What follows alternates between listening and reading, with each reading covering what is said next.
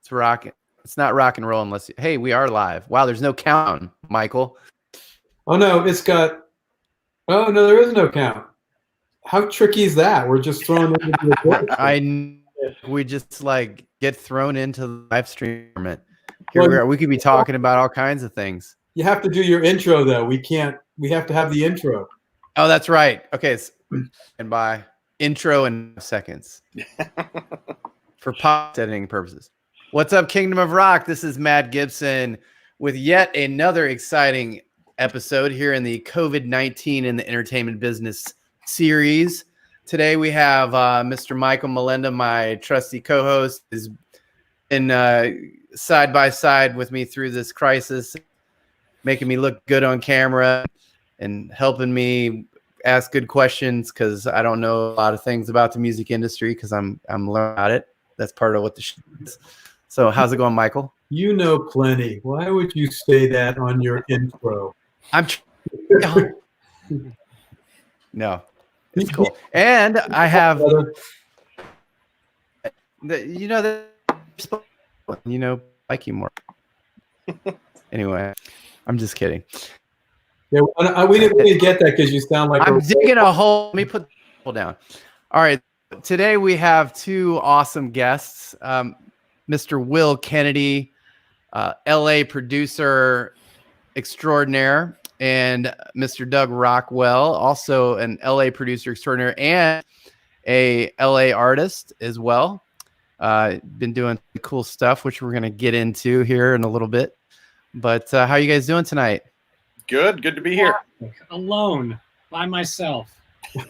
I know. Isn't that good, though? Like, I feel lonely sometimes myself here in isolation, but I'm getting a lot done. Yeah, well, it's funny. I was just telling Will that I didn't realize until after the isolation happened that my life has always been this way because I never leave the house and I'm just in this room. Yet somehow I strangely feel more lonely than I have in the past. So a lot of like you have to be alone. Yeah, I have to be alone. I think you're better equipped to deal with this than probably anybody, Doug. So don't trip yourself out there. Okay? Yeah. Don't go to the dark side, man. You got this. Music producers have been preparing for this their entire career. Yeah, none of us got into doing this for a living because we were extroverts who needed to be out at parties all the time. Right. Yeah, Will. When I contacted Will, he didn't even know there was a crisis going on. He was just mixing a record, and he's like, "What?" No, I'm just kidding. Wait! I can't leave my house. What happened? Yeah, but it's like Doug said, it's all perfectly fine until they tell you that you can't leave, and then you're like, "Man, I want to be able to do something else, even though all I'm going to do is be in this studio anyway." Yeah. The heart wants what the heart can't have. Yeah, that's true. Yeah, true that. Well, so how's that affected work? Well, first of all, to introductions a little bit, and so Will, I actually worked with Will on a project with one of my former hosts, Amanda, and we came to LA and mixed a track for her, and Will and Chris Clemens produced, recorded, worked on the songwriting, everything on this track, and it was a good experience. I stole all of Will's production skills by watching him the whole time. Well, actually, I didn't watch him a lot, but yeah, Will is a great producer, and he's done a lot of great projects and things career. But will you tell the audience a little bit about your musical journey? Like what got you into all of this stuff? Well, and where are you at now? So I mean, if you want to go all the way back, we got time. Yeah, I started playing instruments like a lot of people, middle school, high school. In fact, I didn't even want to. My mom had to force me to join the high school band. I'd taken some guitar lessons when I was young too, and nothing ever really stuck. And man, at some point, when I was in middle school, something just clicked. I should give credit where credit's due. I had a really inspirational teacher who got me into it in a way I didn't think I could get into anything. And that just took off through high school. And by the time I got to the end of high school, and I grew up in a very small town, north of Buffalo, New York. It's a farming community. So no one's really got any connections to the music business outside of the only thing they know you can do is you can teach in a school or you can play in a symphony orchestra. And that's about, or be in like a wedding band, but that's always seen as like, oh, that's those people aren't making much money and it's a tough life and you don't want to do that. So, and I got into, rock and roll and pop music and all this stuff. And I was like, Jesus, it seems like there's another way to go here. So eventually I ended up landing after a few years. It took a little kind of wandering around, but I ended up at Berklee College of Music, still not doing the production and engineering thing at all. And I was a trombone player. So I was doing the trombone thing, playing a lot of jazz, but I at the same time was building, I built a pickup for my horn because I wanted to run it through a guitar amp and effects. So I did that. And I was in this program back then. It was called the Music Synthesis Program, when the idea that you made music with keyboards and MIDI was totally separate from everything else you do in a studio. And through doing that, I also had to take some recording classes, and I just fell in love with the recording side of it. And this whole world opened up to me that I didn't know existed. I was like, that is what I want to do. I want to be the guy sitting behind that giant recording console. So I did. And then after I graduated, I initially moved to Nashville. I worked, my first studio job was at Ocean Way, Nashville. Did that for about 6 months until I realized Nashville was not the place for me. Moved to New York, spent about a year working at a now gone but amazing studio in New York called Right Track Recording. And then I actually got very sick. And this being the United States, I had no health care, and I was making minimum wage and working in Manhattan, which, as we all know, is not the cheapest place in the country to be. So I had to take 4.5 years off from the music business. I had to get a 9-to-5 job, which for me, I ended up moving back to Boston. For that time, I worked at Harvard University, kind of trading my skills in a different direction. I worked running the AV department there for the undergraduate college. And after about 4 years of that, I got my health stuff under control. And I was like, man, I got to know whether or not I can do this thing at a high level. And at that point, all the music I wanted to work on was being made in LA. So I talked to my girlfriend at the time, wife now, and I said, I think I got to give this a shot. And luckily she was ready to leave Boston as well. So we moved out here. That was 2005. And then a whole series of events happened that eventually led me to a gig with a great producer and a guy who ended up becoming a really good friend of mine, who he passed away coming up on 2 years ago now, named David Bianco. And I helped David build his recording studio, which still exists not far from where I am here in Los Angeles. It's called Dave's Room.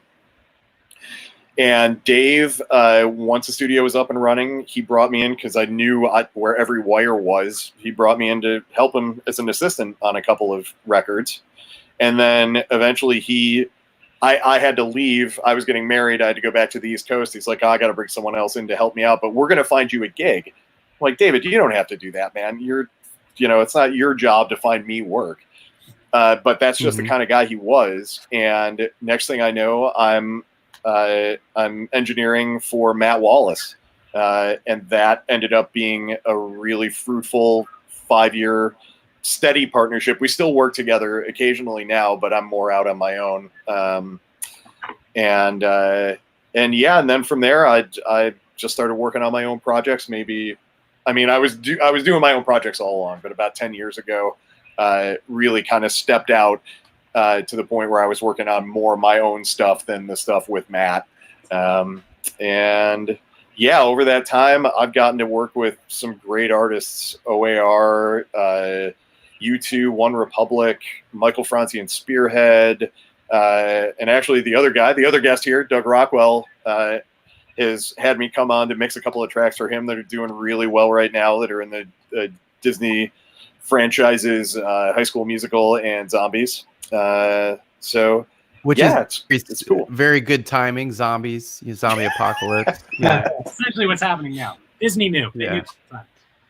God, that's such everything. That's such kind of an inspirational story in a way, Will, because typically, you take 4 years out and, you're kind of done. I mean, the music industry is not typically good for taking breaks. So that's really amazing that all that happened for you. It was, and I got to be honest, because it took me a couple of years of college. I went to 2 other colleges and then took a couple of years off before I started at Berkeley. So I was already kind of getting a late start. I was 25 when I graduated from college.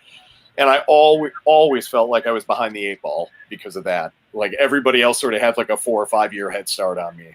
And then I had to take even more time off to just make sure that I was taking care of myself.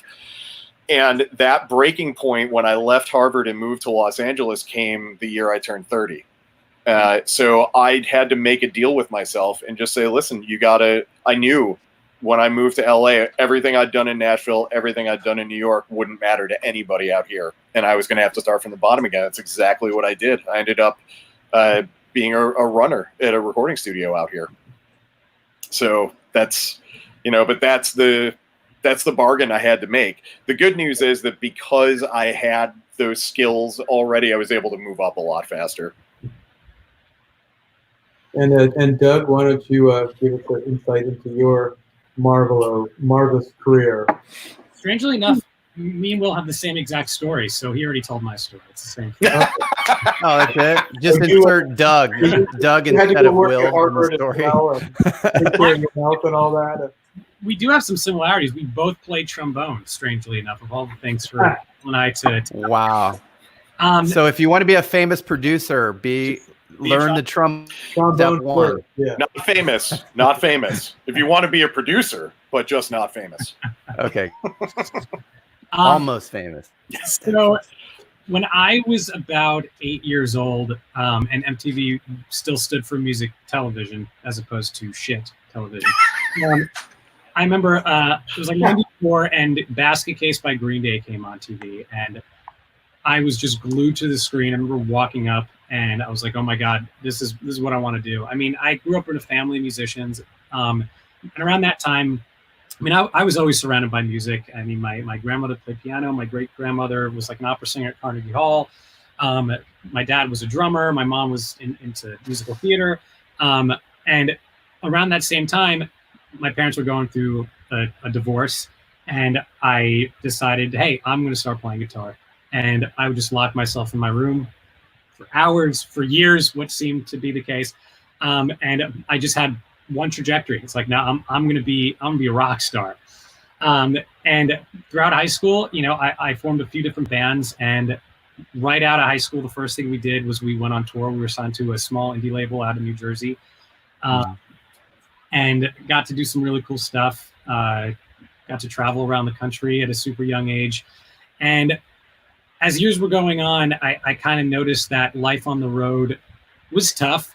And, I also realized that, the longevity of bands, to see someone like a Bruce Springsteen or Paul McCartney to be able to, do that until they're 70 something, the likeliness of it, especially, and you really have to give it everything you have. And I started getting, like I said, a little bit unhappy on the road. I missed the stability of, being able to be in one place at one time. And I kind of started shifting gears and got interested into producing and production. So I started a little recording studio in my mom's unfinished basement, where there were like centipedes crawling up and down the walls. It was really good aesthetics. And I started just teaching myself. Me and my guitar player from the band I was in, we used to just, he went to a community college out in New Jersey, and he was taking an audio engineering class. And we used to kind of sneak in at night after hours and just mess around on their rigs, and kind of like taught ourselves Pro Tools and just what to do with it. And we took that back to my little tiny basement setup, and we're just obsessed with it. And, the more as time went on, the band stuff kind of fizzled a little bit, and I started putting more focus into that. And we're just recording local bands from around the area. And my mom actually worked for a radio station, a local radio station by us. And she started telling me that there were some clients that needed some jingles. So I started writing jingles for some local radio stations too. Again, all this, I was trying to figure out what the hell am I doing? I know I want to do music. I want to do the band thing too. But I also, something else was speaking to me as far as a full-time career in music as opposed to something that's so uncertain like being an artist. And I met this guy, Bill Grainer, who ended up being like my saving grace just in my life in general, one of my best friends. He took me under his wing, and he had done some really cool stuff. He won a Grammy for the work he did with Jennifer Hudson, and he was kind of taking off as a writer at the time, and he just got me into the process of writing for other artists. And I'd been writing songs since I was 8, and then at that time I guess I was 24, 25, but I still realized that there was so much more to learn, as there is with anything in any art. Even if you are a professional, I think that's one thing we professionals know, is that there is always so much more to learn. And if you're not learning, you're not progressing. Right. So we really started focusing on that. We got a few projects in the UK to some artists to work with over there. We worked with some of like the runners up on some of the American Idol seasons, which was fun. And it really kind of changed my path completely. And I never imagined myself being on the other side, especially being an artist. Every song I wrote, like, no, this is mine. How could I let that go? How could I let someone else sing the words that came from my soul? Right. That was a really interesting learning curve, learning how to channel that same emotion, but writing it in a way that's from someone else's experience, that's not your own, again, but finding a connection between the two. So, it's coming from a true place. So I just full force down that direction, kept teaching myself more production. Eventually I got management out of New York City with this guy named Gary Salzman. And kind of the topic of the day, speaking of coronavirus, he actually passed away a few days ago from it, which was really hard to hear. That sucks. Sorry. It's rough. So, I mean, I haven't put something on Facebook for everyone who's saying, it's not real, or, people that are in denial of it. It's a thing, and it's happening, and it sucks. But he was the first person to kind of take a chance on me as far as a manager goes, because, when you don't have many credits, no one's going to sign you. But what came first, the chicken or the egg? So you got to find someone's willing to take a chance. So I started writing for EDM, which was really big, like 2012, a genre never thought I'd get into, because again, I grew up like I was a rock guy. I was always playing in pop rock bands, and somehow I ended up writing for DJs, and we got some decent cuts with some pretty big DJs, and again, just fast forward a couple of years, ended up networking and meeting one person, introducing another to another, and ended up working with a producer out here, this guy Isaac, who's still a good buddy of mine, who ended up working with my band that I was playing at the time, because I was always doing both. The band always helped the writing, production. The production always helped the band. And again, being an artist, that's where I started. So I always had to still have that outlet. So we started working with him, and I started telling him, I'm also a songwriter, producer. I'm trying to get my name out there, and he really loved the stuff I was doing. And I kind of had a falling out with Gary at the time, and he swooped me up, and him and his partner started managing me while I was still living in New Jersey. And they ended up getting me basically what to me at the time was a dream opportunity to work, essentially be the protege of this really big rock producer out in LA that was in a band that, had been one of my favorite bands since I was a kid. I mean, this guy was one of my idols. As it turns out, it's not a good thing to meet your idols. So we're not going to hear who this guy was, in other words. Yeah. I knew as soon as Doug didn't say the name, I was like, he's going to tell the real story. I'll tell the real. If I didn't tell the real story, I'd say the name. But then, what would the fun be in that? So go research it, people. You can figure it out. Research it. I'll give you a hint. Everyone has had the same experience with this guy. It is not a secret in the industry.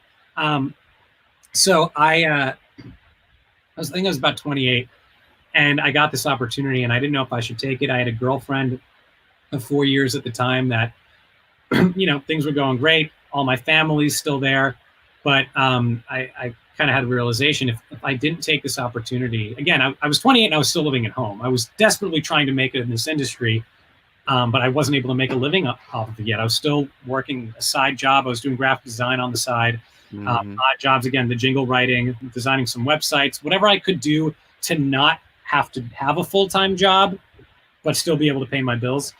Right.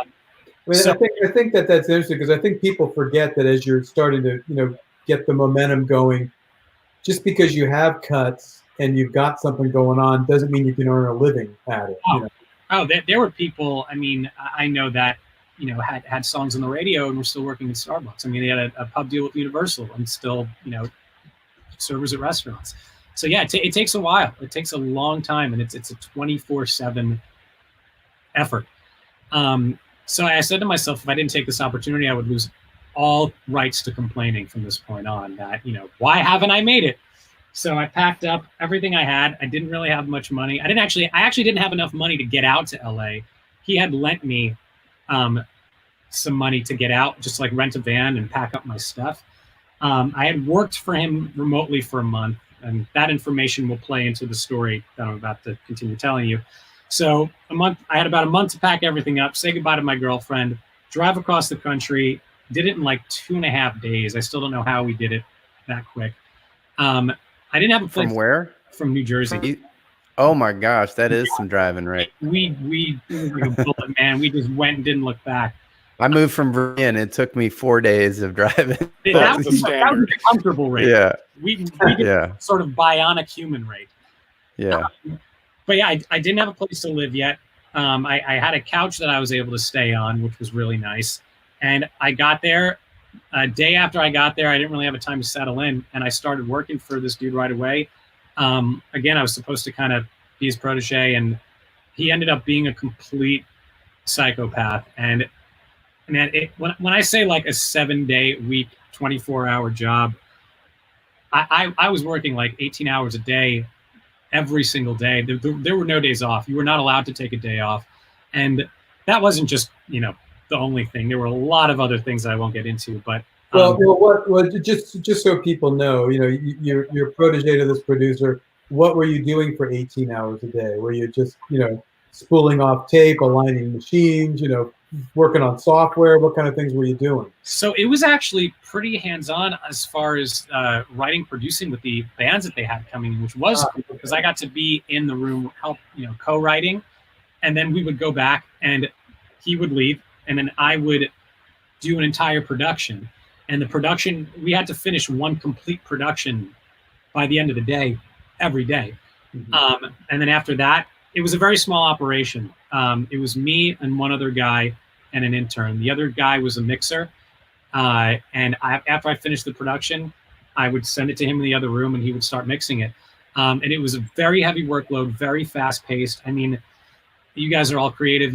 A certain hour of the day when you're, putting out all of this creativity, you're going to be depleted at some point, and it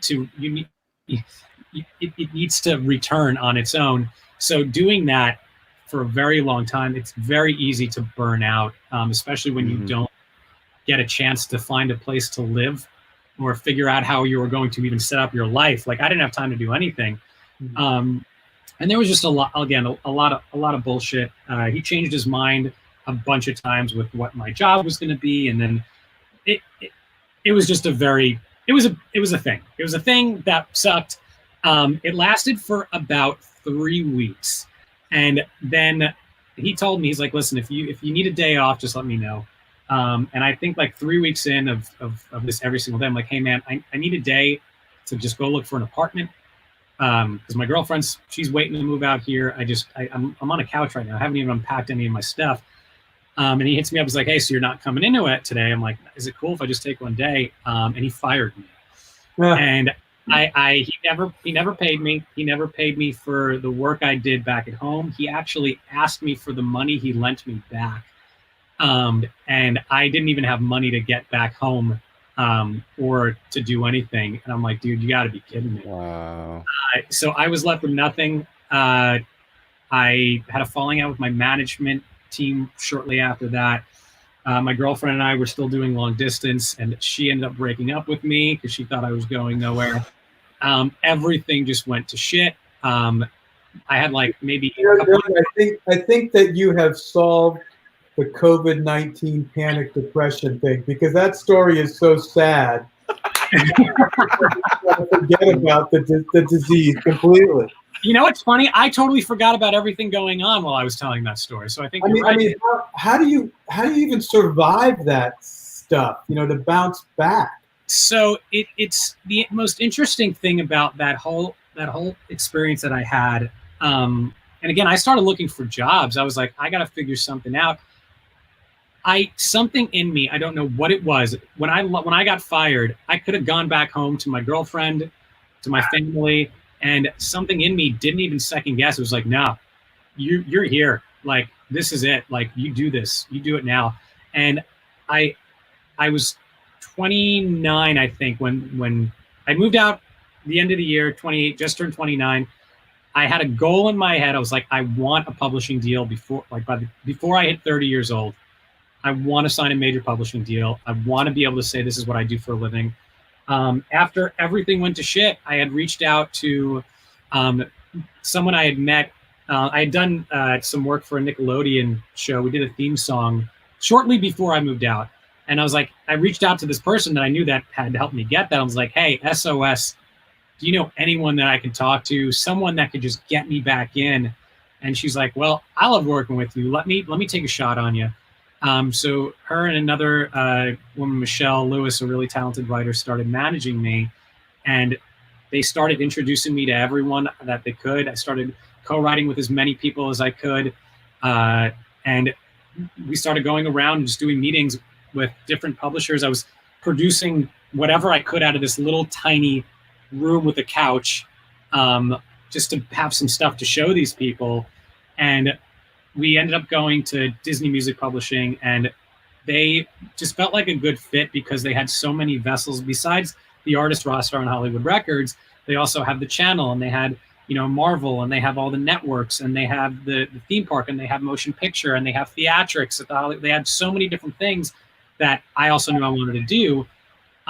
So they really liked me. They sent me on a bunch of, again, more writing sessions. The whole process of all this was probably 9 months. And a week before I turned 30, they signed me to a publishing deal with them. And Nice. it wasn't like a fall to the ground, like thank the universe moment. It was a sigh of relief. It was like, all right, now we can get started. I'm not crazy. And then, yeah. And you know, since then, I basically now I'm fortunate enough to be able to write for other artists. One that you had on the other day, Hayden from Everride, I worked with his band. And I do a lot of stuff for TV and film with Disney, Marvel, Nickelodeon, do stuff with Netflix as well.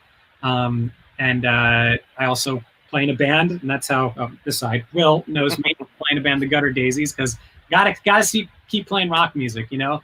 And here I am. That's the really long, short version of an even longer story. Wow. Okay. Yeah, because we'd have to make this a mini series for the long version of your life. Yeah, this is version 1 of Doug Rockwell documentary. but if we could get to Will for a sec, you know, when you just the whole mojo of production for people who may be interested in that. When a band comes in or an artist, you know, what type of things do you look like that kind of informs how you're going to work with them and get the song done? Is there anything that an artist does where you go, oh, I have an idea, this is where we got to go? Or do you let the artist just kind of be themselves and you kind of work around their personality? That's interesting. I think it's both. I think that I feel like if I'm doing production, I produce, I mix, and I engineer. And sometimes I'm just mixing, and sometimes I'm just engineering, and sometimes I'm just producing, and sometimes I'm doing all three. But when I'm producing, I feel like I need to feel some sort of real connection to the work. So, for instance, with Doug's band, the Gutter Daisies, I had a friend say, "You got to check this band out. They're really awesome." And everybody says that, and whether or not they're going to be awesome is just a matter of taste. Yeah. I heard they had an EP out at the time, and I listened to it. I was like, okay, these guys are really good. And then I went and saw them live, and they just floored me. And the great thing about them was it was pretty self-evident what they were trying to do. Like, they were sort of a fully formed thing already. And I was like, all right, my job is to make that energy that I'm feeling at the show translate coming out of 2 speakers or a pair of headphones or whatever. That's my gig. Other artists will, I'll see them be like, I just worked with this artist from Singapore named Hinari, and I saw her do, she had won the Singapore version of American Idol. Mm-hmm. I saw her at a like an industry showcase kind of thing, and she played this acoustic version of a song that just blew me away. And I said, "Can we work on that song together?" And she graciously said, "Yeah, let's do it." But I was hearing the acoustic thing going, okay, it's got to be more than this on the recording. It can't just be you and a guitar. And she agreed with that. And we had to kind of sit down and have a bunch of conversations about what are my ideas about the direction the song should take, and what are her ideas about the direction the song should take. And then just sort of over the course of a number of conversations and a number of sessions, and trying things out and seeing what works and what doesn't work, saying, okay, here's a great idea, let's do it. Here's what we think is a great idea, except it's not working in the track, and just sort of slowly cobble it together that way. And that, if we were doing a whole record, that would be, those conversations would eventually inform every track on the record. We'd know, okay, this is a direction we liked, and this is a direction we don't like so much. So yeah, and then, I do occasionally have artists that will come in and say, I don't know what to do with this. What do you think? Build it. That's kind of not my bag so much as a producer. I really like working with artists who feel like they've got a direction and got a vision, as opposed to someone who's just a blank slate and is saying, write a song for me. Then, like, I would say to them, you need someone like Doug, mm-hmm. who is a songwriter in his own right, and is not so much molding a thing that you already are, but building something from the ground up for you. Well, one thing I want to ask, and then, I don't want to hog Matt, I'm sure you've got some questions too, but. No, it's okay, Michael. It's fine. I always hear, like in Doug's band, okay, I need to get the energy and the charisma of what I saw on stage, onto a digital format. But a lot of times, we've all seen things where that doesn't work out. All of a sudden the band's flattened, or it becomes two-dimensional, so what type of things, would you address with Doug's band? It's not just turn up and play louder or scream more or whatever. There's some things that I'm sure you did to ensure that size made it to the tracks, right? Well, the first thing I should ask is, Doug, do you think we achieved that on the 2 tracks we did together? Yes. Okay. Actually, not only that, but there was a point that the master, I was like, man, is this too fucking loud? Well, thanks for not saying no, Doug, because we have some dead space here. No, that really didn't happen. Well, then I'd be asking what I could have done better. We still would have had a conversation, but I know that we definitely did. Yeah. Great job. The first thing for me with a band is, so the Gutter Daisies are a very, punk rock band with a lot of energy. Mm-hmm. And I knew that the only way we were going to capture that was to have the 3 of them playing together at the same time in the studio, which for those of us that have been doing it, like I've been doing this since the 90s, that used to be the way it all got done all the time.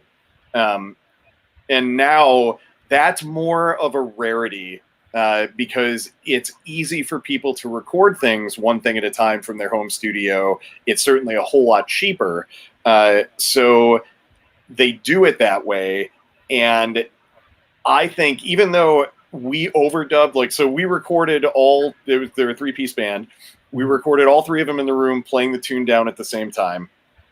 And even though I knew we were probably going to replace everything except for the drums out of that, to me, having the memory of the energy of that moment makes a difference, even when you're asking somebody to replay a guitar part a week later in a different studio. They know what it felt like to do it with the band in the room together, and that informs their playing. That informs what we're listening for and what kind of energy we're trying to get out of it. The idea is to get a performance that I always describe it as I like to feel like a train.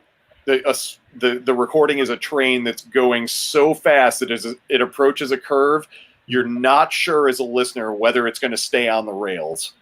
And my job as a producer is to have it right at that edge of derailing all the time, always making you wonder, is this, Jesus, are they pushing that too hard? Is there too much stuff going on? Whatever it is about the recording. And obviously that differs from artist to artist. With a punk band, its energy is a huge part of that. But even if it was, if it's a singer-songwriter thing, there's a different sort of way to approach that. That's just, it's more emotional, I guess. Are we delivering a performance that's reaching through the speakers to grab somebody by the shirt and say, you have to listen to this. There's no choice. You need to hear this story, and you need to hear how it's going to end. Well, I want to talk about Will a little bit and my experience with Will in the studio, because he did something that maybe this is normal. Will was my first actual producer experience, and it wasn't my music. It was Amanda's music, but my co-host. But Will brought in a session guitar player, and Will, you don't play electric guitar like I do, but I mean, you do a little bit. I play a bunch of instruments, and Right. if it's a situation where I've got unlimited time and somebody has no money, yeah, I'll play guitar on your track, or I'll play drums or whatever. But I'm not. We needed someone who could come in and nail it.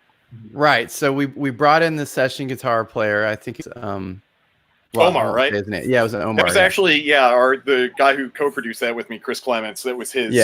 Yeah. And so and being a guitar player, I've never seen any. I was by what Will did. I would best describe it as Will playing the guitar through another person. It was so like he was twisting knobs on the guy's pedal board and getting it all set up. It's like he knew exactly what he wanted, and he didn't want to take any time to wait for it. He's like, I know what I want. He goes and he gets the amp head, takes the amp head, plugs it in, gets the pedal board. The guy brings in the pedal board. He sets it up. And it was like he was just trying to get him to play the right sound and the right vibe and the right lick. It's like he was using his brain to control the guitar player, which I thought was amazing. I was like, wow. I never thought about it that way. And this maybe it speaks to what Michael was asking to some degree as well. I was brought up in an era in the studio, and I was trained in the studio to think about what's the fastest way to get this done. Because the people that were there playing, a lot of times we have session musicians, they're getting paid by the hour. The studio you're paying for by the hour. And that's not cheap. You're spending other people's money for them. So everybody who worked in that situation is thinking about, okay, you need to hire the player who's going to come in and nail it in the fewest number of takes. You need to hire the engineer who's going to get the sound in the shortest amount of time. Like you just don't want to be waiting around for all that stuff. And at least for me, and I don't think this is true for every producer, and certainly some of this came from working with guys like David Bianco and Matt Wallace and kind of taking bits and pieces from their methods. If I have if we bring a session player in, and in my head, I'm already building this track, right? It's I can see what or hear what the finished product is supposed to be, and we're going to take some detours along the way for sure. And I definitely want people's, players' input on those things, but I need to make sure that the building blocks that I'm thinking about are there. So what you're talking about, where I was like, okay, I know we need these few parts. And it's going to be this amp, and it's probably going to be this set of pedals, and I probably want this much delay on it. And so that way I can set a baseline. And in that kind of situation, we had a limited amount of time because you guys had come out here from the East Coast. So we didn't have time to just, go, what are we going to do about this part? What do we think the part should be? And then what tone do you think we're going for? And I just got down to business because we needed to get to the part where the player was doing what we paid him to do, which was perform it. Yeah. And that really respectful to the artist's way of looking at things too. That's a huge part of the gig as a producer, is you're supporting other people's performances and other people's art. Your job isn't, and again, this is my take on it, I don't think my job is to put my stamp on somebody else's creation. I think my job is to support them realizing whatever it is that they've got going on in their head as much as humanly possible. And sometimes that means that people will say, well, I want to do this track, but we want this to be a hit single. Well, okay, we're going to make a different set of decisions in that case than we are in the case of, we love this song, here's our vision for it, we don't really care we're just going to put it out in the world, and people are going to love it, or whatever is going to happen is going to happen, but we need to feel good about this. And then that's a different set of calculations we're making. So Doug, when you, being an artist, you're still working on music to kind of put yourself out there as an artist, and you're doing producing, and you're doing songwriting. Like, how do you do you find it hard to flip between the different positions? Like, do you like to have somebody, obviously you got Will to produce your tracks for you, but then you went and produced Hayden's tracks, and it's kind of like how do you manage all that, and what's that like? I have a lot of anxiety 24/7. That's basically. Well, given the life story you told us, no fucking wonder. Yeah. No, that's a good question. Strangely enough, I never had an issue flipping, and I think because for me personally, it's actually healthy for my personality, because I'm so inspired by so many different aspects of music and the process of creating.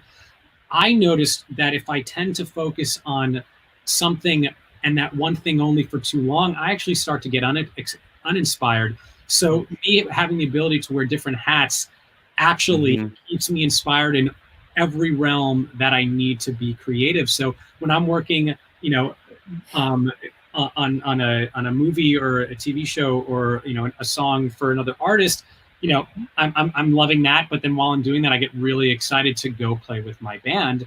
And after I'm done playing a show with my band, I had a great time, and I'm really looking forward to produce the track for the song that I wrote for XYZ. So it just keeps me on my toes, and it keeps my palate cleansed, I feel. And as far as my band and our choice to go with another producer, and I'm sure Will tell you that I still have a tendency to be a backseat producer, where I need to be told just to shut up and let him do his job. maybe literally. Yeah. So that was one of the things that I actually wanted to maintain with my band, was that there was no crossover. I wanted to be the artist. I didn't want to be responsible for what I do during the day, because even though I'm so grateful that I get to do music for a career, back when I was a kid, I was escaping to music, and that was my escape from all of my anxieties and whatever was going on in my life. And I noticed, hey, when you do this full time, it's interesting because you find that you need an escape from your escape at times. So now what I do, I'm doing music 24/7.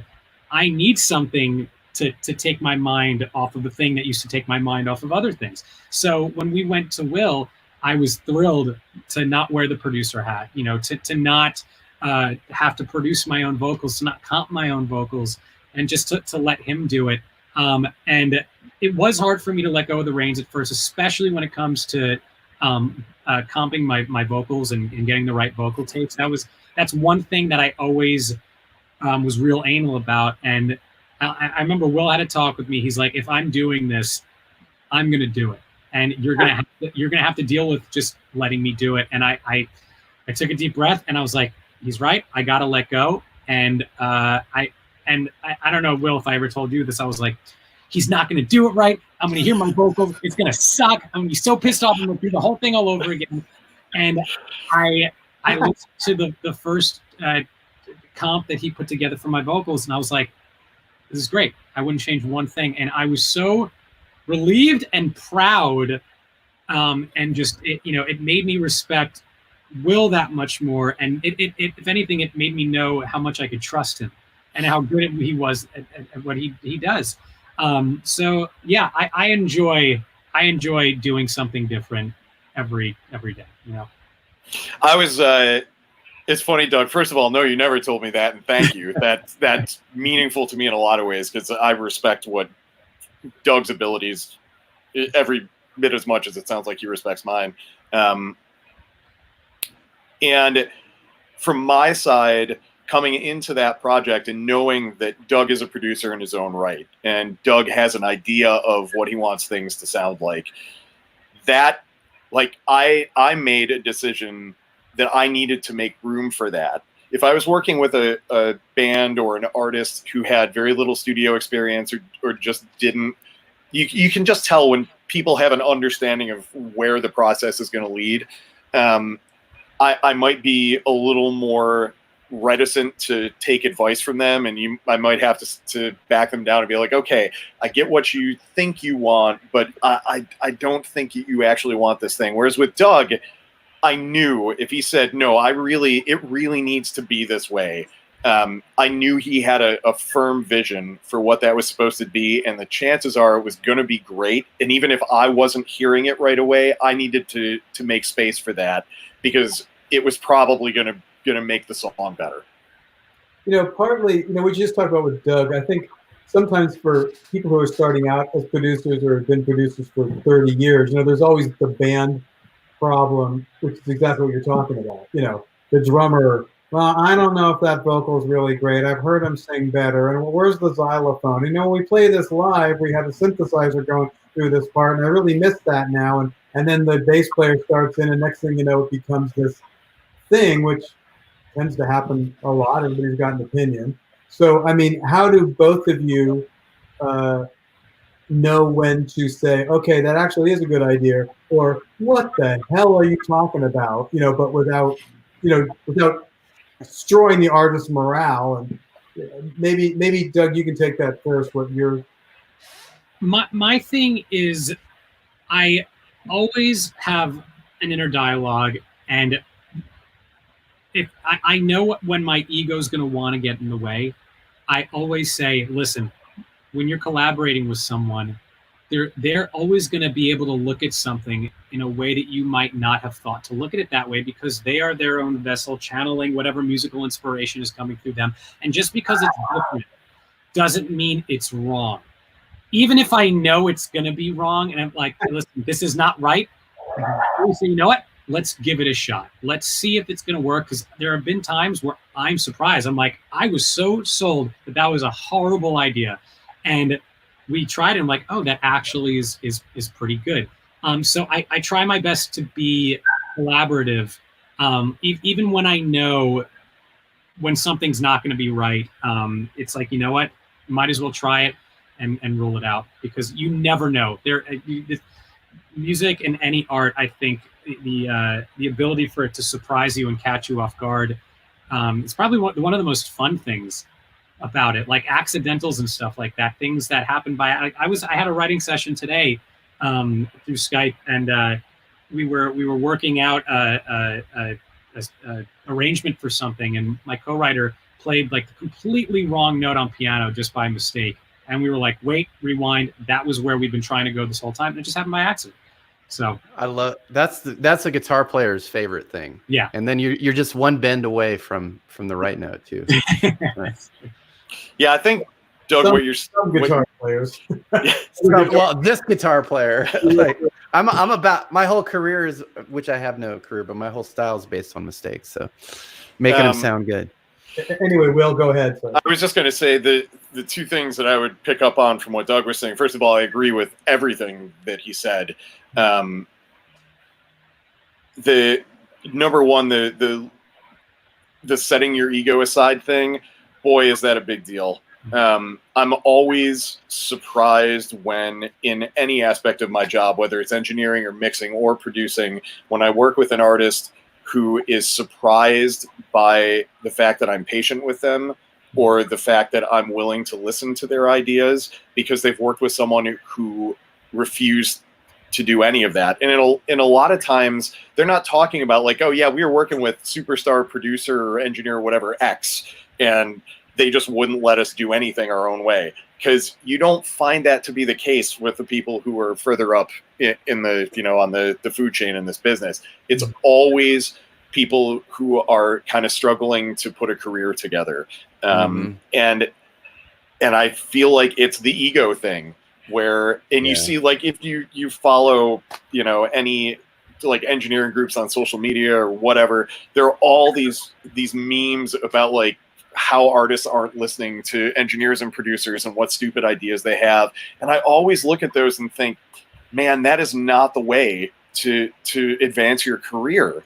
Your job, this is a service business. Your job is to be of service to these artists. And sometimes that means they're going to have bad ideas, but the only way you're going to be able to convince them that your idea might be better than their idea is to do them.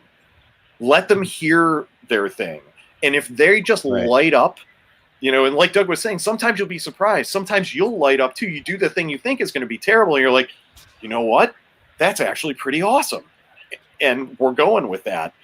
Or the other thing you might find is you do it and it's terrible. And then you say, well, let's give my thing a shot. Let's see how that goes.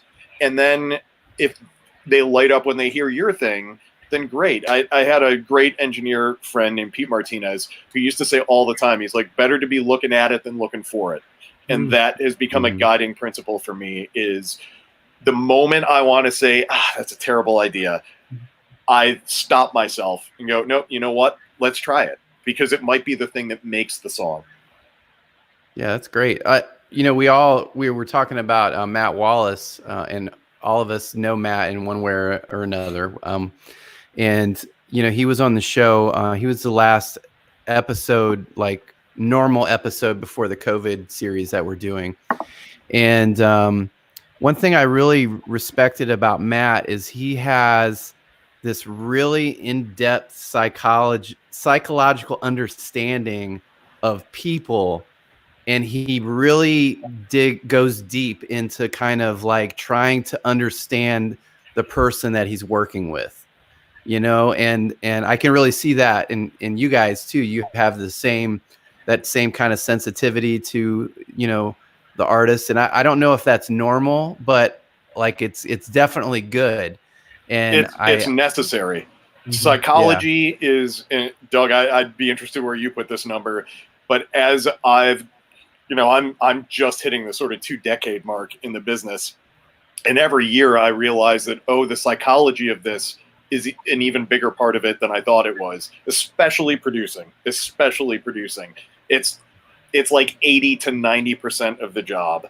It is how am I going to connect with this person to figure out emotionally where they're coming from that makes them want to make this kind of music?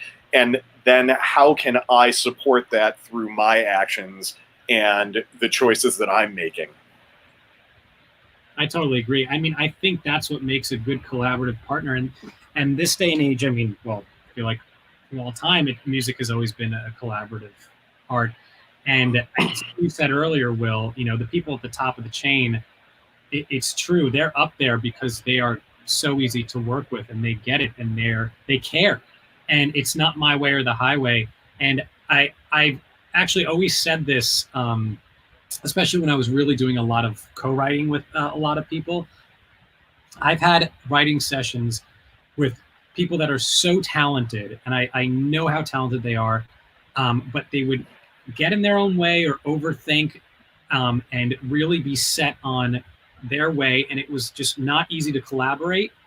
And I've worked with people that were not great writers, but they were just so personable, and so they championed the ideas that came through, like, oh my God, that's so great. And if they heard something, regardless of all the reasons it wouldn't work, they'd find the one reason why it would. And even if I did the bulk of the writing that day, I'd rather work with someone that's never written a song in their life, but was open-minded and willing to just throw ideas around, than work with the most seasoned writer who was impossible to get through to. Because when I work with someone that's open-minded and gets excited, that helps me be more creative too, because it's definitely a two-way street. So I agree with everything that Will said, for sure. Yeah, one of the things, just to both of your points, what actually stopped me from engineering in the studios I owned up in the San Francisco Bay Area was sitting down and watching, producers who, as Will said, are trying to establish themselves, just absolutely barrage bands and not take them. It was a my way or the highway thing typically, and it's sad how many bands coming up or artists coming up. It's almost like a rite of passage. Like, you have to work with these really egotistical, crappy producers before you finally find someone like you guys that can actually help you out. And I'm not asking you, well, why is that? But I kind of want to ask you, why is that? Because it just seems to be what everybody goes through. I think, I can't answer for everyone, but I think that a lot of people get into this business with the wrong expectations and the wrong attitude. I was lucky to have a number of mentors, starting with a great teacher who's still a friend of mine at Berkeley, a guy named Carl Beatty, who would tell every student, listen, when you get out of here, you're going to think that you know everything. And the only way you're going to succeed is if you realize that you step out of here not knowing anything, and that you're starting from scratch, because nobody cares that you went to school here. Everybody cares about what you're going to do after you leave here. Oh. Right. And I took that on board in a really big way. And when I was lucky enough to eventually, when I was working, not so much, Nashville was such a short stint, it had a big impact on me sort of in a technical way, because I was actually a studio tech there. So I really learned how to solder and build cables, and learned something about, the inner workings of the gear I was using.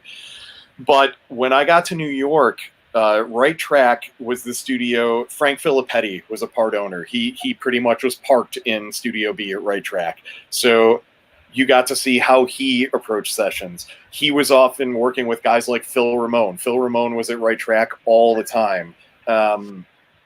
We just had this rotating cast of amazing artists and legendary producers coming through there.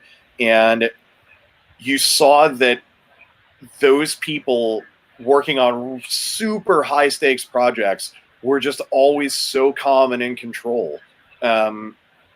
And I was like, okay. And actually, I'll tell you this story. The very first session I ever assisted on, this is in Nashville, was, much to my surprise, was for Bob Seger. And the engineer and producer was a famous guy who sadly just passed away, named Ed Cherney. Ed is one of the best who's ever done this. You can look up his credits. Aside from doing Bonnie Raitt's Nick of Time album, he's worked with the Rolling Stones, and I can't even, he's got so many credits, I can't think of them all. What I remember, the two things I remember most about that session, one, Ed was so cool and calm and nice to everybody. Like no matter what was going on, he was just like, yeah, we got it. We'll take care of this. He had that I've done this before. It's going to be fine vibe about him. Mm-hmm. The second thing was, we're in this Ocean Way in Nashville. The A studio used to be a church. It is huge. So, we're setting up a rock band in there, and I'm thinking, man, how many options does this guy have to get cool drum sounds? Yeah. And I went out and I set up all the mics, and Ed just came out and kind of placed them where he wanted them. And then we went into the control room, and I was like, all right, it's going to be like half a day of getting drum sounds. And Ed turned up the mic pre's, pulled up the faders. He's like, yeah, sounds great. And it did. It sounded like a record, and he had spent maybe 10 minutes on that. I'm like, okay, that's where I have to get to.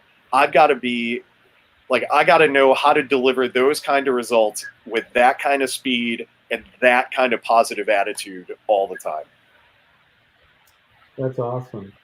I forgot his name, but it's same thing kind of happened to me in my studio. We had, God, I wish I could remember the name, but he produced Eric Clapton and all this, and he was brought in by actually a church group to record this thing. And I was so into like the whole technology recording, and I just remember this guy walking and, what mics you got? Oh, that's fine. I'll just grab this one. And he walked the mics in and went ka-clunk in front of this horn player and went, okay. And then I go, all right, he's going to have to EQ the crap out of that because blah, blah, blah, blah. And he just pressed record. That was it. And, it was just. That is, I don't know how much experience you had working with Matt Wallace at your place, but that's very much Matt's vibe too. Yeah. Matt, obviously Matt brought me in 2006. I started off just doing, I would just work the overdubs. I wasn't the guy doing the tracking sessions because he didn't know me and he didn't trust me yet. And eventually he said, we got about 3 projects and he's like, hey, do you think you can track drums? I'm like, of course I can. Of course, I'm nervous as hell about that. And I think I'm going to screw it up. So it just over the many sessions over the years that Matt and I have done together, the ongoing joke for me is he will, I'll get the drum sounds, I'll pull them up on the console, and once I'm happy, I'll go get Matt and say, hey, just take a listen to these. Let's make sure it's all cool. Now, Matt is the opposite of a tweaker when it comes to this stuff. He does not care what gear you're using or microphones or any of that unless it's not working. And then he is the biggest tweaker you've ever met in your life. So he would say to me, I'd be like, hey, what do you think about the snare sound? Because I think maybe he's looking for, and I got to know what Matt's tendencies were over the years too. Like maybe he's going to want the snare drum tuned a little tighter than we got it here. And I'd have the drummer hit the snare and Matt go, yeah, sounds like a snare drum. Let's go. Let's hit record. Come on, we got to go. And then 2 weeks later, he'd be doing a rough mix and go, hey, why didn't we make the snare drum sound a little tighter? And I just shake my head and go, because you said it sounded like a snare drum and it was fine. And you were in a hurry. But the thing he's interested in, and one of the big things I learned from him, was that you have to get out of your own way with the technical stuff, because ultimately nobody is going to buy a record because of the microphone placement of the left-hand room mic on the drums. Nobody cares. Does it sound cool? Does it sound like the thing that the guy played that's really awesome? Did you spend 6 hours getting drum sounds to the point where the drummer didn't have any energy left to put anything into the takes? Or did you just say, you know what? It sounds like a snare drum. Let's go. Because it's more important that this band has the energy to deliver the performance we need, because that's what the audience cares about. Yeah, I mean, look, you could make a Honda Civic faster than a Lamborghini if you know what you're doing. It has to do with your knowledge and what you're doing with it. And I think the people that are confident with what they have under the hood, I mean, those are the ones that don't need to show up with an ego as big as a Lamborghini to try to fool everyone so they can overcompensate and crack the whip. It's like, oh, this guy's assertive. He must know, or he or she might, they know exactly what they're doing because they're so confident in their choices. But I think a lot of times they're overcompensating because they're actually not confident in it at all, and they need to adjust to make people believe that they are. Well put. My experience has been, and the people that just know, there's no reason to shine or flash an ego. They know that their work is going to show through when they start. Again, throw up a snare mic, set the pre, and it sounds like a record. They know what they're doing. I just wanted to say I really appreciate you guys coming on here tonight, and I had a really nice long chat with Matt when he was on the show, and it's really cool that all the producers that I know are good ones. Like it's like, because I hear about all these terrible producers, right? I haven't met one yet, so like I can it's giving me to a few if you want. I got some recommendations for you as well. Yeah, we'll get them on the show, but it's sure kind of you like have to go through the bad producer phase, or you're never going to make it in this industry without that. It's true. Well, here's the thing. Like the hardest thing, like I've been, I was in the military 20 years, and I did the show here for a while to kind of get my courage and knowledge up about the industry and build connections and build an audience. And so I'm working on that, but I've lacked a little courage with the word. I fell flat on it, and I'm kind of like a new artist out. Like the ego problem is definitely a problem for me, because I'm afraid of like letting go of it. Right. But what you guys are really encouraging me to do, and Matt as well, is it's going to be fine. If you're an artist, it's going to come out. It's going to come out in the performance, and don't worry about the details. Just make sure you surround yourself with good people that are professionals, that have a good track record, and worry about it. And that's I just wanted to tell you guys I appreciate y'all being here tonight and giving me a little courage in that area. Thank you. Really appreciate it. Thank you so much for having us. Yeah, and I do want to ask Doug one last question. I know it's kind of late. We're over an hour. So you got me till we're done. How about Michael? Looks like he's about ready to fall asleep. Are you doing all right, Mike? I'm fine. I'm just an old guy, Well, okay. So I think it would be, well, I just want to know the answer to this question. How do you get, like, in a short answer, how do you get your first song published?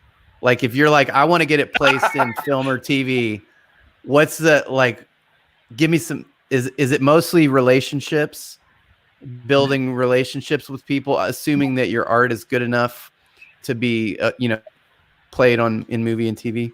My honest answer is, number one, the whole story I told at the beginning, that's the quickest way to do it. Honestly, though, listen, it's a lot of work. But one thing I tell people, because people ask me the question a lot, like, what was your journey? How do I get there? How do I get a record deal? How do I get a publishing deal? How do I get a song, placed here, there, whatever? There are going to be so many people that tell you it's impossible, it can't be done, there's so much competition. And all of that's true except for one thing, the fact that it's impossible, because it is 100% possible, and there is no magic trick to it, and there's no one road. From me to get from here to here, I had to do this, right, and land there. Everyone's path is different, and everybody's path looks like that. It does. I mean, right. I left huge chunks out of my story because it's 20 years long, and who's got time for that on a podcast? Right. But it very much mirrors Doug in terms of, I thought I was going this way, and now I got to go that way, and then I got to go back over the line the other direction. That's everybody's story is crazy. And not only that, there's some people whose stories are from here to there, but there are also people, when they go from here to there, then they disappear. So yeah, it's. I mean, look, on the business side of things, to get a song placed, yes, it is relationships. There are ways to start getting your music heard if you're interested in just getting placements, whether it be like through sync licensing and stuff, where music is kind of played in the background of TV shows and whatnot. Mm-hmm. There are lots of libraries out there that you can just submit your music to, and they'll take 50% and place your song, and then that's a way to just start building up some credits. But honestly, man, it's just, there is no secret sauce to it. And I wish that there was an answer, because if there was, I would have done that but it's just meeting whoever you can, doing stuff like this and building relationships, and then just saying, hey, I got some tracks, can you check it out? Because everyone knows someone that at least knows someone. Like out of everyone you know someone that knows someone. And if that's Right. you know someone that knows someone that knows someone. And it's a matter of finding that person that can bridge the gap and is willing to just pass your stuff along. And you're going to pass it to a lot of different people, and you're going to hear no, no, no, no, no, no, no, no, no, no, no.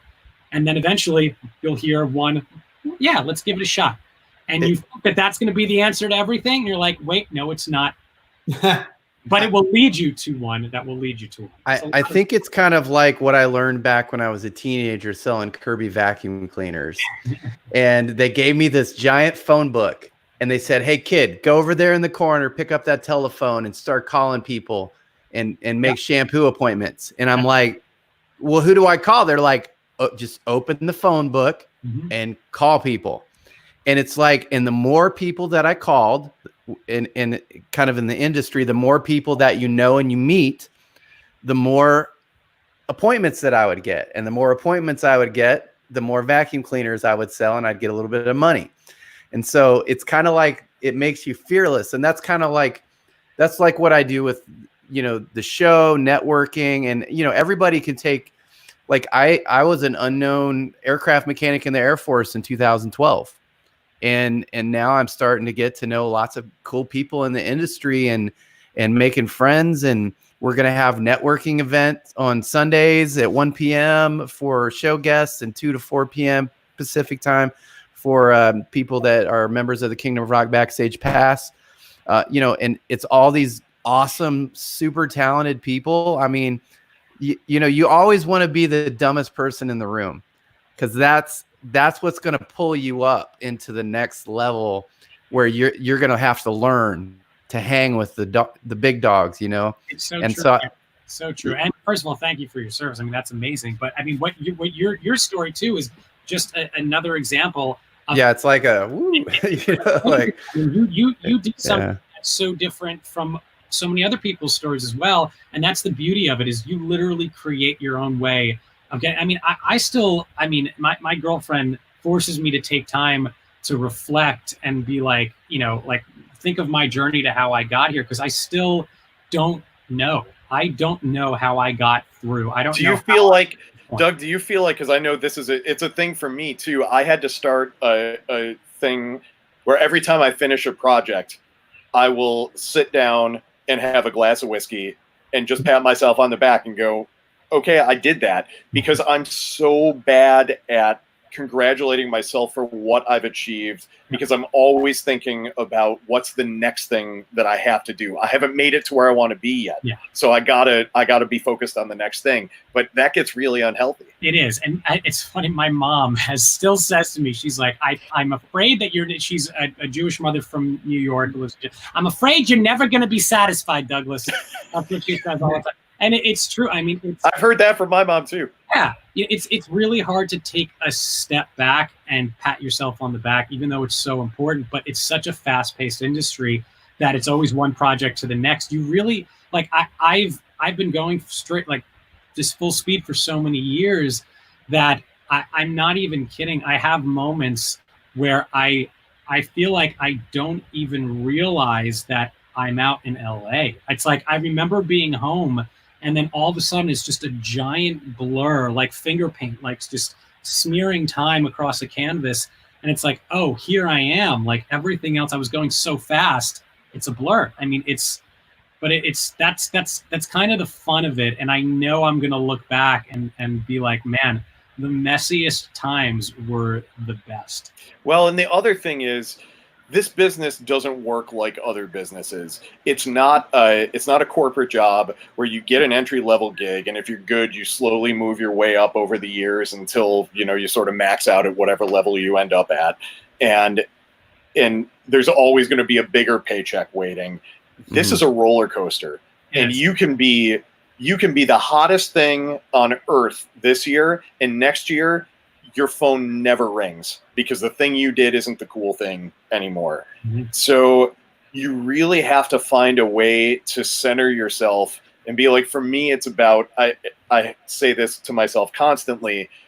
I didn't get into this business for the paychecks. I got into it because I love it.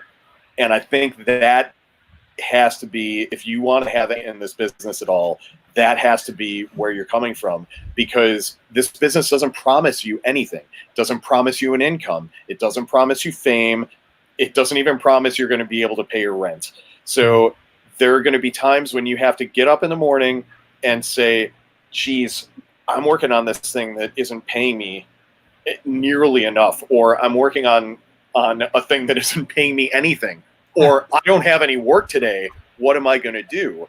And those are the days when you find out how much you really love doing this, because if you love it, you'll say, you know what, I'm going to figure it out. Okay, what do I have to do to turn this situation around? Will, you nailed it on the head, and you have to be obsessed. And yes, that's the biggest thing. I've done so many hours and years of free work that I didn't. Again, you don't think about the money. You are just so obsessed with this that it's all you could do. It's all you eat, sleep, and breathe. You can't imagine doing anything else. And then when you finally get paid, you feel awkward. You're like, wait a second, I feel weird getting paid for this. But I mean, to answer, Matt, your original question, I think it really comes down to a simple formula, which is be obsessed with it and just keep going until you get there. Because my favorite book is Be Obsessed or Be Average by Grant Cardone. Yeah. I would recommend reading it, and it's exactly what you're saying. It's true. like just, and that's what I'm doing with the podcast right now. I'm like, I'm going to get to know every single person in LA and in the music industry in the next 2 months. So I'm just trying to get to know everybody that I can. And we've done over 40 interviews of individuals, and it's just been great. I mean, it's like, this is some of the funnest times I've ever had in my entire life, you know? You're doing it, man. That's it. Yeah. So, well, hey guys, we're going to go ahead and wrap it up here, but Mike, go ahead. I was going to give Mike another question. Well, I just want to make one point, because just both Doug and Will popped this off in my brain, and what they were saying about, being obsessed and all that is occasionally I would do little music business seminars for College of Marin up here. And it would always be, hot shot, late teen people, early 20s, just burning, we're going to be the next Michael Jackson, the next Beatles, whatever. And to a person in this class of 20, every single one of them was going to be the next big thing. And I did this thing where when it was still open, I brought him to, I'm having a senior moment, but the big record store down in Mill Valley, and say, okay, look at all these stars and all these racks here, all these awesome records. What do you think the median yearly income of someone who has a record deal is?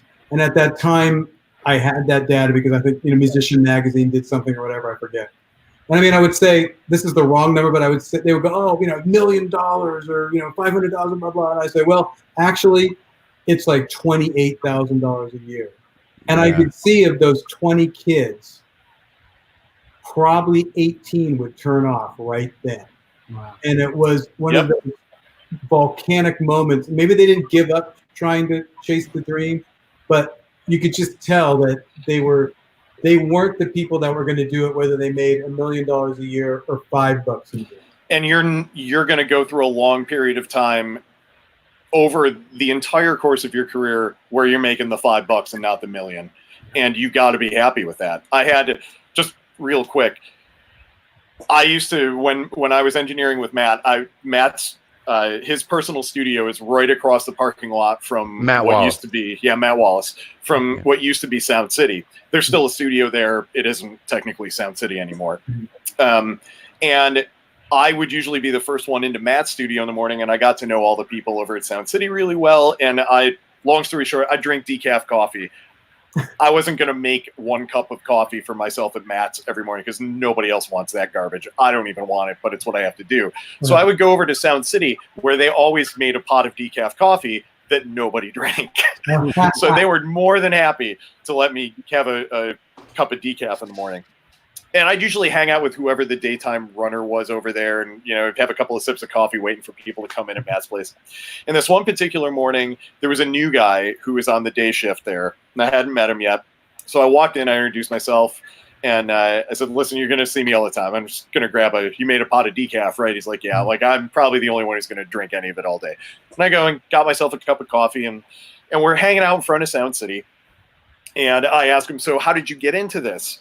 He's like, "Well, I went to USC for music, and I was a guitar player, and I did the music business thing, and I just figured this would be a great way to have a job that was sort of connected to music, but where I could have a paycheck and not have to worry about my income." Yeah. And I swear it was like a sitcom. I had my coffee about halfway to my mouth, and I stopped, and I'm like looking off across the parking lot, and I look over and I'm like, "Are you telling me that you took this gig because you thought this would provide you a steady income and still allow you to be part of the music business?" And he's like, "Yeah." And I swear, and this was probably not the nicest way to put it, but I just said, "You need to quit now." Dude. And he's shocked. He's smoking a cigarette. He's like, "What are you talking about, man?" I was like, "Let me tell you what the next 5 years of your life are going to look like. You're going to do this, then you're going to get put on the night shift, and you're going to get even more hard work to do and no sleep. And then if you're lucky, you'll be an assistant, and you'll get paid a little bit more money to get crapped on even more than you do now. And if you're really lucky, you'll be an engineer, and you'll still be working long hours, and there's no guarantee." Like, I just laid it all out for him. Wow. And 2 weeks later, he quit the game. Yeah. Dude, Because I think he saw I wasn't trying to say this is a terrible gig. I did say to him, I was like, "You have to love doing this as much as you love playing music, or you're never going to make it." Yeah, it's true. I started this podcast kind of for that reason, because I was in the military and I was making, like 60, 70,000 a year when I retired. And I started to, I had a little bit of internet fame, and then I went and tried to use that and make a record, and I didn't know what I was doing, and I tanked it and everything. And then I was like, well, wait a minute, even if I had a record, how am I going to make any money? So I start asking people, and they're like, "No, bro." I'm like, what do you mean no? It's like, "Yeah, you're not going to make that much money. You're not even going to make what you made in the military, bro." And I'm like, and I was talking to everybody, and I was like, this is not good. This is not good. So I started interviewing people. Like, I got to figure this out, because I can't go be a professional musician and go ride around in a dirty Volkswagen van around the country. I've already done that for 20 years in the military. I don't want to do that again, right? So part of what I'm doing here is I'm trying to understand, how do I raise the money that I need to buy the things that I want? Like Devin Townsend talking about in a podcast interview I heard, driving his Ford pickup truck, making $65,000 a year, and taking all the millions of dollars that he makes and putting it into the tour. So he's kind of like, you got to figure it out, because like at my stage in life, I'm like, I'm not going to go too far backwards, because that would suck too bad. So I'm kind of trying to figure out how to cheat a little bit. Well, I don't know that there's any cheating. Yeah, the thing is, you might go backwards a bit, and that's when we all decide who it's not worth it are. How much you really love it. That's when we're going to find out. That's when I've talked to younger people who want to do this. And Matt, I think you're experiencing this as well. Mm-hmm. When we're 21, 22, 23, the idea of getting in a van and making no money and doing what you love has this romantic appeal. And it's great, and it is fun, and it's awesome. And Doug, you lived this. When you're 30, that perspective changes, and you've done it. If you got into it and you did it, you get to 30 and you're like, man, I'm making the same money every night now that I made when I was 23. And this is getting harder. My body isn't responding to it the way it did when I was younger. And maybe I've got some other interests in life that I want to put some time and effort into that aren't this. But the fact of the matter is, if you want to be successful over a long period of time at doing this, like Doug said, you have to keep that you have to keep some level of that obsession up, because this business never stops, and you're only as good as your latest project. I will say we had Marco Mendoza on from the Dead Daisies. He's a very popular. He's played for White Snake. A lot of you guys know who he is. And he was talking about how the guy that basically created the Dead Daisies, he was working for his family trust and had $1 bazillion, you know, and basically he just hired all these professional musicians. He's like, I want to be a rock star, and he's doing it. And he's playing on the world stage, and he's having the time of his life. And he's got all these great musicians. It's a popular band. Like, people like them. They got a good songwriting team, you know, like, you can do it that way, but it's not you. The question is, though, how much money is he spending a lot to be able to do that? And I bet if you looked at his books, if he didn't have the family money in the bank, chances are he's not making any money on this. He can afford to hire all those people. I don't have any dream of making money from the music industry. Like, I've given up on it. I literally have. I'm like, I want to be an artist, and I need a pile of money so that I don't have to go through the unnecessary suffering because I got a jet and I'm flying, you know, like that, not literally a jet, but maybe. Well, you know, Doug and Will have said this better than I'm going to say it now, but Matt, I think anyone, whether it's you or anybody I talk to or Doug and Will have talked to, if you're an artist, if you call yourself an artist and you really believe it, then you're an artist.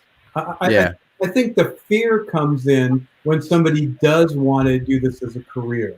You know, then the fear and the paranoia about, am I doing the right thing? Am I working with the right producer? Am I have the right people around me? Because you're looking at, I need to parlay my artistry into a commercial thing. And that's when shit kind of gets really fucked. Right. You know? Yeah. And right now, everybody's screwed. Everybody in the industry is screwed right now. Oh, yeah. Yeah. Yeah. That's what kills it. Because I think if you make it, obviously, you know, then if someone's working with Doug or Will, it's probably that glorious moment where, as you guys were talking about earlier, you know, it's a collaboration and everything's groovy.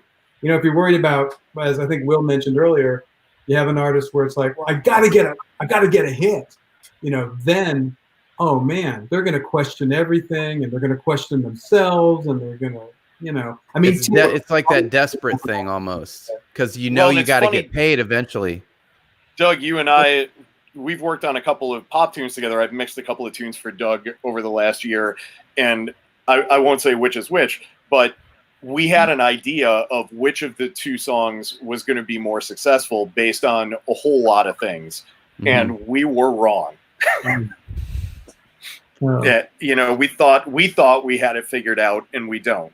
And that's been over and over and over again in my career. I've seen the stuff that, you know, the song that everyone thinks is going to be the hit single isn't the hit single. And it's just, it's maddening, because you just have to realize that luck plays a huge part in your success in this business. Now, you make a lot of that luck by working really hard, but you don't get to control when it's going to hit, or how it's going to hit, or how successful you're going to be when it does. Right. One of the things that Scott Matthews, the guy on the Studio Marin with, he worked with a lot of kind of big shots. He was kind of in with the Beach Boys family and all that, and he did this thing once, because he was kind of a punk rocker, even though he had the attitude of a punk rocker. He sent this, as will go unnamed, I'm going to follow Doug's team here, a big shot music executive who will go unnamed. Scott sent him 3 exact mixes of the same song. And the executive called up and said, dude, number 2 is the hit. Gotta be number 2. And Scott went, you got to be fucking kidding me. I poured my fucking heart into number 3, and if you don't release that one, you know, it's done. The record, I'm taking it back. And of course, so the executive relents, puts out number 3. It does what it does. Gives Scott a call and goes, I hope I'm getting this right, or else he'll call me and say I got it wrong. But, you know, calls him back and goes, you know, man, you were right. I'm going to write you a letter of apology. You have the ears and I don't. One of the recording studios I worked at, It used to be a thing. I think it still is. If you go into a big recording studio, there will be, in each of the rooms, there will be equipment that's there for you to use that comes as part of the whatever you're paying a day to be there. But there are certain special pieces of very expensive equipment that they might only have one of. So you have to book that separately, and you pay the studio a rental charge for it. This particular studio was well known for being the place to go. This was the late 70s, early 80s. It was the place to go if you needed to do a lot of drugs while you were doing your session, and you needed to get the record company to pay for that. So they had a piece of rental equipment that was a broken down compressor that they had taken all the parts out of. I remember you telling this story. That all it had was that there was a meter on the front that lit up, and audio went through it, so the meter would move, but it did absolutely nothing. It was like you just hooked an extra wire up to your mix. That's it. So, oh my God, what you would do is it was called the Wowie. You would hire the Wowie and pay a rental fee for it each week, and the rental fee would just happen to be however much you spend on drugs. But oh my gosh, that way, when the A&R person came in and said, "Geez, we're spending a lot of money on this Wowie. What does it do?" Your engineer could go, "Oh, wait to it." It would be over in the corner, be all lit up, looking like it was doing something, and they'd hit a button on the console and go, "Here's a mix with the Wowie." And they would always say, "Oh, that is better. Yeah, it's totally worth the money we're spending." Leave it to artists to get free drugs, right? Yeah. Well, somebody had to pay for them. Right. It might as well be corporate America, right? Yeah, exactly. Well, all right, guys. I think we're at the 90-minute mark, and I'm sure if you guys want to chat a little bit when we're done, we can do that. But we're gonna call it an evening tonight. But thank you so much for being on the show. Thanks for having us. I just wanted to remind everybody that again Sunday. Yeah, man, it was great to have you. And I wanted to remind everybody Sunday from 1 p.m. to 2 p.m. we're gonna have a guest meetup in Zoom. So if you've been a guest of the show or part of the support team, you can go to that meetup. And we're just kind of networking and talking to people in the industry about what we can do to solve problems, like, how to, right now, the COVID crisis. We talked a little bit to artists about, Steve Stevens was on the show, and we were like, hey, maybe we should make a record and raise some money, or maybe we should, do something, so we're just going to all just talk and see what comes out of that. And then from 2 to 4, we have a meetup of Kingdom of Rock Backstage Past community. So if you want to be a part of that, just join. We vet you. We ask you questions. You got to be an artist or somebody that wants to support the community. So anyway, kingdomofrock.com, Matt Gibson, Michael Melenda, Doug Rockwell, Will Kennedy. It's a wrap. Thank you so much for having us, guys. And we're out. Appreciate it. Yes, you guys were awesome. Thank you. Thank you. And we all worship